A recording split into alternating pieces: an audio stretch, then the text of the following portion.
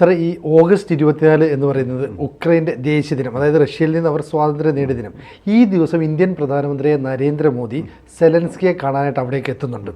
എനിക്ക് തോന്നുന്നു ഒരുപക്ഷെ പുട്ടിൻ്റെ എന്തെങ്കിലും മെസ്സേജ് കൊടുക്കാനാണെന്ന്. കാരണം നമുക്കറിയാമല്ലോ, റഷ്യയിലേക്ക് അദ്ദേഹം ചെന്നപ്പോൾ ഉണ്ടായ ചില അസ്വാരസ്യങ്ങളൊക്കെ ഉണ്ട്. എന്താണ് സാറിൻ്റെ ഒരു വിലയിരുത്തൽ?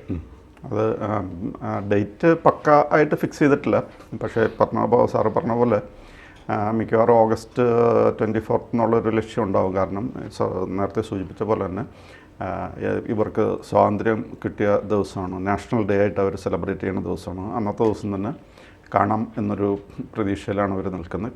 അപ്പോൾ മോഡിയെ നേരത്തെ തന്നെ ശ്രമിച്ചായിരുന്നു. G7 മീറ്റിങ്ങിൽ വെച്ച് കണ്ടപ്പോൾ മോഡി അദ്ദേഹം ഇൻവൈറ്റ് ചെയ്തിരുന്നു. വളരെ ലോഹ്യത്തിലായിരുന്നു രണ്ടു കൂട്ടരും. സെലൻസ്കി അതെ. പക്ഷേ സെലൻസ്കിയും മോദിയായിട്ടുള്ള സങ്കടം വന്നത് എന്താണെന്ന് വെച്ച് കഴിഞ്ഞാൽ, അദ്ദേഹം മോഡി റഷ്യയിൽ പോയി പ്യൂട്ടിനെ കെട്ടിപ്പിടിച്ചു. അപ്പോൾ ഈ പ്യൂട്ടിനെ കെട്ടിപ്പിടിക്കുന്ന ആ സമയത്തിൻ്റെ പ്രശ്നത്തിൻ്റെ ടൈമിങ്ങാണ് ഏറ്റവും അവർക്ക് അസഹനീയമായിട്ട് തോന്നിയത്. It was heartrending to Zelensky as well as the west as a whole. അവർക്ക് ഭയങ്കര സങ്കടം അതിൽ തോന്നി. ഒരു കാരണം എന്താണെന്ന് വെച്ച് കഴിഞ്ഞാൽ, ഈ മോഡി റഷ്യ വിസിറ്റ് ചെയ്ത് പ്യൂട്ടിനെ കെട്ടിപ്പിടിക്കുന്ന ആ സമയമുണ്ടല്ലോ, അതിന് തൊട്ട് മുമ്പാണ് ഒരു ചിൽഡ്രൻസ് ഹോസ്പിറ്റലിൽ റഷ്യ ബോംബിട്ടായിരുന്നു. ബോംബിട്ടു. അപ്പോൾ ഈ കുഞ്ഞുങ്ങൾ പലരും മരിച്ചായിരുന്നു. അതിൻ്റെ ദുഃഖത്തിലും ഒക്കെയായിരുന്നു ഈ പറയുന്ന യുക്രൈൻ. ദർ ഇൻ മോർണിംഗ് എന്താണെന്ന് വെച്ച് കഴിഞ്ഞാൽ ഇത്രയും കുഞ്ഞുങ്ങളാണ് മരിച്ചുപോയത്. അപ്പോൾ അതിൻ്റെ ഒരു സങ്കടം ഉണ്ടായിരുന്നു. പിന്നെ വേറൊരു കാര്യം കൂടി ഉണ്ടായിരുന്നു. ആ സമയം എന്ന് പറഞ്ഞു കഴിഞ്ഞാൽ America and the western countries together they were celebrating their 75th anniversary of NATO form ചെയ്തു. അപ്പോൾ അതൊരു വലിയ മെമൻഡസ് ഡേ ആണ്. 75th ആനിവേഴ്സറി ഓഫ് നേറ്റോ എന്ന് പറയുന്നത്. വെസ്റ്റേൺ കൺട്രീസും അവരെല്ലാവരും ഉണ്ട്. അക്കൂട്ടത്തിൽ സെലൻസ്കീനെ അവർ ആദരിക്കാനുള്ളൊരു അവസരമായിട്ടാണ് കണക്കാക്കിയിരിക്കുന്നത്. അപ്പോഴാണ് ഒന്നും സംഭവിച്ചിട്ടില്ല എന്നുള്ള മട്ട് ഈ മോഡി ഇവിടേക്ക് റഷ്യയിലേക്ക് പോകുന്നത്. റഷ്യയിലേക്ക് പോയെന്ന് മാത്രമല്ല, ഭയങ്കര ഒരു കെട്ടിപ്പിടുത്തം എന്ന് പറഞ്ഞു കഴിഞ്ഞാൽ, മോഡിയുടെ കൈകളിൽ ഈ പറയുന്ന നമ്മുടെ പ്യൂട്ടിൻ നിൽക്കണ കഴിഞ്ഞാൽ ഒരു സിൽക്ക് സ്മിത നിൽക്കണ പോലെയാണ് അവിടെ നിന്നിരുന്നത്. അത്ര സ്നേഹത്തോടുള്ള കെട്ടിപ്പിടുത്തമാണ്. പക്ഷേ ഈ സെലൻസ്കിക്ക് അങ്ങനെ സ്മിതയായിട്ടല്ല തോന്നിയത്. അദ്ദേഹം അതിനെപ്പറ്റി പറഞ്ഞിരിക്കുന്നത് it was a huge disappointment. ഇതിനെപ്പറ്റി അദ്ദേഹം പറഞ്ഞത് it was a huge disappointment. അദ്ദേഹത്തിന് അത് ഉൾക്കൊള്ളാൻ കഴിഞ്ഞില്ല. To the entire civilized world, to the entire democratic world it was a huge disappointment എന്നാണ് പറയുന്നത് അദ്ദേഹം.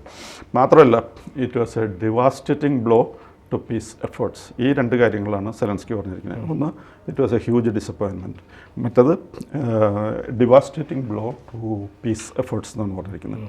അപ്പോൾ സ്വാഭാവികമായിട്ടും അമേരിക്കയ്ക്കും വെസ്റ്റേൺ കൺട്രീസ് ഇൻക്ലൂഡിങ് ഈ പറയുന്ന നമ്മുടെ സെലൻസ്കി അല്ലെങ്കിൽ യുക്രൈൻ, അവർക്കൊക്കെ അത് വളരെ മോശമായിട്ട് തോന്നി. കാരണം ഇന്ത്യ എപ്പോഴും അങ്ങനെ ഒരു നിഷ്പക്ഷമായിട്ട് നിലപാട് സ്വീകരിക്കുന്നതുകൊണ്ട് പുട്ടിനെ പോയി അങ്ങനെ ചെയ്യുന്ന ഒരു പ്രതീക്ഷയാണ്. മാത്രവുമല്ല, ഇവരെ ഈ പുട്ടിനെ അന്ന് ഇതേപോലെ ഇങ്ങനെ കെട്ടിപ്പിടിക്കാനായിട്ട് വേറെ ആർക്കും താല്പര്യമില്ല.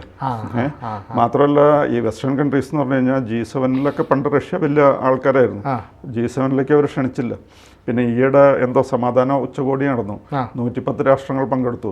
പക്ഷെ റഷ്യ അടുപ്പിച്ചില്ല. ഒരു ഔട്ട്കാസ്റ്റ് ആയിട്ടാണ് റഷ്യ നിർത്തിയിരിക്കുന്നത്. ഉപരോധം തുടരുകയാണ്. അപ്പോൾ ഇതെല്ലാം ചെയ്ത് കഷ്ടപ്പെടുമ്പോൾ നമ്മളുടെ പോളിസി വെസ്റ്റേൺ കൺട്രീസിന് ഇഷ്ടപ്പെടുന്നില്ല എന്ന് പറഞ്ഞു കഴിഞ്ഞാൽ അതിൽ കുറ്റം പറഞ്ഞിട്ട് കാര്യമില്ല. കാരണം എന്താണെന്ന് വെച്ച് കഴിഞ്ഞാൽ, നമ്മൾക്ക് of course we have our obligation. Bangladesh വാറിലൊക്കെ വളരെ ഹെൽപ്പ് ചെയ്തു എന്നുള്ള രീതിയിലാണ് നമ്മൾ അവരെ തള്ളി പറയാത്തത്. അപ്പോൾ അതുകൊണ്ട് 2 രാജ്യങ്ങൾ മാത്രം ആണ് റഷ്യയോട് ഈ സമീപനം സ്വീകരിക്കുന്നത്.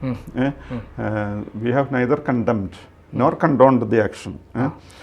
കാരണം ഈ ചെയ്തിരിക്കുന്നത് തെറ്റാണെന്നോ ശരിയാണെന്നോ പറയാനായിട്ട് സഹായിക്കുന്നില്ല, എതിർക്കുന്നില്ല. അങ്ങനത്തെ ഒരു പോളിസിയാണ്. പക്ഷേ മേജർ കൺട്രീസ്, ഈ ലോകത്തിലെ റെസ്പെക്റ്റബിൾ ആയിട്ടുള്ള കൺട്രീസിൽ 2 കൂട്ടർ മാത്രമേ അങ്ങനെ ചെയ്തിട്ടുള്ളൂ. ഒന്ന് ചൈനയെ ആർക്കും നെഗ്ലക്റ്റ് ചെയ്യാൻ പറ്റില്ല. പിന്നെ ഇന്ത്യ ഒരു പക്ഷേ commands greater respect than China പൊതുവിൽ ലോകരാഷ്ട്രങ്ങൾക്കിടയിൽ. അപ്പോൾ ഇന്ത്യയിൽ നിന്നും ഇങ്ങനെ ഒരു സപ്പോർട്ട് ഇവർക്ക് റഷ്യക്ക് കിട്ടുന്നത് ഈ വെസ്റ്റേൺ കൺട്രീസിന് ഒക്കെ വളരെ മനപ്രയാസമുള്ളൊരു കാര്യമായിരുന്നു. അപ്പോൾ അതുകൊണ്ട് ഈ മനപ്രയാസം മാറ്റാനായിട്ടും കൂടിയാണ് ഇപ്പോൾ അദ്ദേഹം പോകുന്നത്. അപ്പോൾ ഈ സെലൻസ്കിയെ പോയി നരേന്ദ്രമോദി കാണുന്നതിന് പിന്നിൽ എന്തെങ്കിലും ലക്ഷ്യം കൂടെ കാണുക? എന്തെങ്കിലും ലക്ഷ്യം എന്ന് പറഞ്ഞാൽ ഓഫ് കോഴ്സ് ഇന്ത്യക്ക് നമുക്ക് കാമിങ് ഫ്രൈഡ് നെർവ്സ് എന്നൊക്കെ പറയുന്ന ആ വഴക്കും ഇഷ്ടക്കേടൊക്കെ മാറ്റുക എന്നുള്ളൊരു ലക്ഷ്യമുണ്ട്. പിണക്കൊന്ന് മാറ്റുക, അതൊരു ലക്ഷ്യമുണ്ട്. പിന്നെ വേറൊരു കാര്യം, മിക്കവാറും ഈ സെലൻസ്കിയുടെ അടുത്തേക്ക് എന്തെങ്കിലും ഒരു സന്ദേശം പുടിൻ്റെ കയ്യിൽ നിന്ന് മോഡി കൊണ്ടുപോകുന്നുണ്ടാവും. അതാണ് എല്ലാവരും പത്രങ്ങളിലൊക്കെ പറയുന്നത്. പിന്നെ കാര്യം എന്താണെന്ന് വെച്ച് കഴിഞ്ഞാൽ രണ്ടു കൂട്ടർക്കും ഭയങ്കര ഭാരമാണ്. സെലൻസ്കിക്കും ഈ യുദ്ധം മുന്നോട്ട് കൊണ്ടുപോകാൻ ബുദ്ധിമുട്ടുണ്ട്. പക്ഷേ അതിനേക്കാളും വലിയ ഭാരത്തിലാണ് റഷ്യ. റഷ്യയിൽ ഇപ്പോൾ പുടിനെ സംബന്ധിച്ചിടത്തോളം അവിടെ കൊല്ലപ്പെട്ട ആൾക്കാരുടെ നമ്പർ എന്ന് പറഞ്ഞാൽ it is a state secret. പക്ഷേ it is to the tune of lakhs, ലക്ഷങ്ങൾ രഹസ്യമാക്കി വെച്ചാൽ അത്രയും ആൾക്കാരാണ്. അപ്പോൾ അവിടെ ഈ യുക്രൈനിലുള്ള ഔദ്യോഗിക എന്ന് പറഞ്ഞിട്ടൊരു സ്ഥലമുണ്ട്, ഒരു ടൗൺ. ആ ടൗൺ പിടിക്കാനായിട്ട് റഷ്യ പോയിട്ട് റഷ്യയിലെ 25,000 പീപ്പിൾ ഡൈഡ് അറ്റ് ഔദ്യോഗിക എന്ന് പറയുന്നത് ഒരു ടൗണിൽ സംഭവിച്ച കാര്യമാണ് ഈ പറയുന്നത്. അപ്പോൾ അതേപോലെ ഇവിടെ പോയി എല്ലായിടത്തും പോയി നടന്നിങ്ങനെ ചാവാണ് ഈ റഷ്യക്കാർ. യുക്രൈനിന് ചാവുന്നുണ്ട്, പക്ഷെ അവരവരുടെ സ്വാതന്ത്ര്യം നിലനിർത്താനാണ്. ഇത് റഷ്യ അങ്ങോട്ട് ഇടിച്ചു കയറിയതാണ്. ഇപ്പൊ ഞങ്ങള് തീർത്ത് ഏതാണ്ട് പറയില്ല, ഇപ്പൊ ശരിയാക്കി തരാന്ന് പറഞ്ഞ് പോയതാണ്. പക്ഷെ ശരിയായില്ല.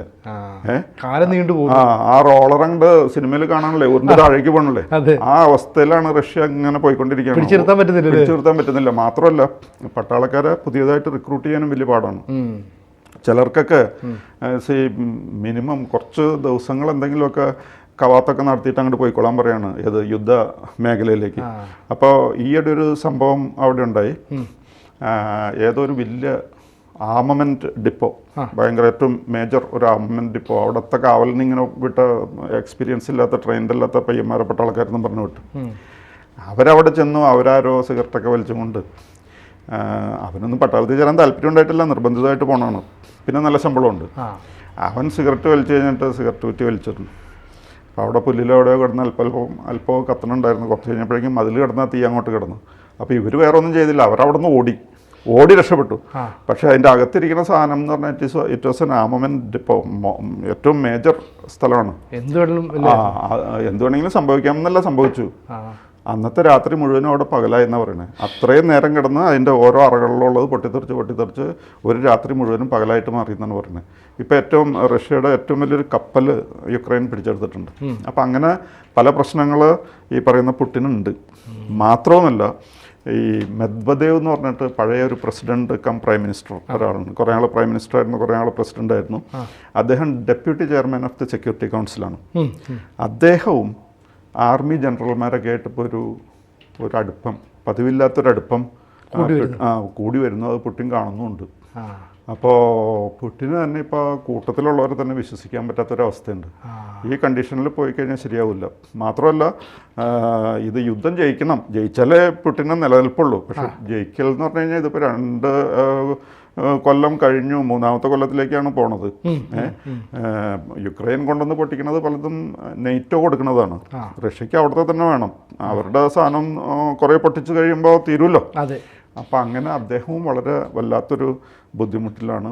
മാത്രമല്ല, അദ്ദേഹത്തിൻ്റെ നിലനിൽപ്പും പ്രശ്നമാകാണ്. കാരണം മെദ്വദേവും മറ്റ് പട്ടാള ജനറൽമാരൊക്കെ ആയിട്ട് അടുപ്പം വന്നു കഴിയുമ്പോൾ അവർക്കാർക്കും ഇതിൽ വലിയ താല്പര്യമൊന്നുമില്ല. ഈ ചെയ്തേക്കണതിന് ന്യായീകരിക്കാൻ ആർക്കും കഴിയാത്തൊരവസ്ഥയാണ്. അങ്ങനെ നിൽക്കുന്നതുകൊണ്ടാണ് ഇപ്പോൾ പുടിന് ഈ മോഡി വഴി സന്ദേശം കൊടുത്തയച്ചിരിക്കാൻ സാധ്യതയുണ്ടെന്ന് എല്ലാവരും പറയുന്നതാണ്. പിന്നെ Zelensky has his own problems, അദ്ദേഹത്തിന് ഇത് എങ്ങനെയെങ്കിലും ഒന്ന് അവസാനിപ്പിച്ചാൽ കൊള്ളാമെന്നുണ്ട്.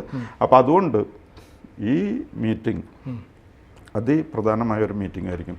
ഈ മോഡി പോയിട്ട് സെലൻസ്കിയെ കാണുന്ന ഈ സാഹചര്യം വളരെ പ്രാധാന്യമേറിയതാണ്. അതാണ് ഇപ്പോഴത്തെ സാഹചര്യം. അപ്പോൾ ഈ ലോക രാജ്യങ്ങൾ ഇത് ഉറ്റുനോക്കുന്നുണ്ടായിരിക്കും അല്ലേ? കാരണം ഒന്നാമത് നരേന്ദ്രമോദി അവിടെ ചെന്ന് പുടിനെ കെട്ടിപ്പിടിച്ചു, പിന്നെ സെലൻസ്കിയെ കാണാനായിട്ട് ചെല്ലുന്നു. അപ്പോൾ സെലൻസ്കി അന്ന് ആ അനിഷ്ടം പരസ്യമായി പ്രകടിപ്പിക്കുകയും ചെയ്തതാണ്.